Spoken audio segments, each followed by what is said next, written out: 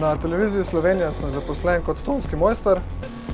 Moje delovne naloge pa obsegajo oblikovanje zvočne podobe za televizijske oddaje in oskrbovanje in distribucija z ostalimi audio signali, ki so potrebni za snemanje.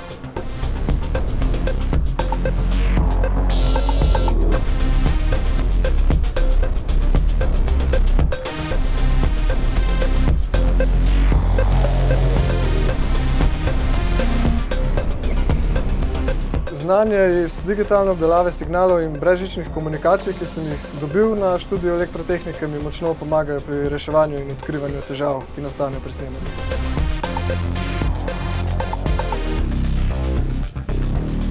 Pusti svoj odtis v tehnološkem napredku.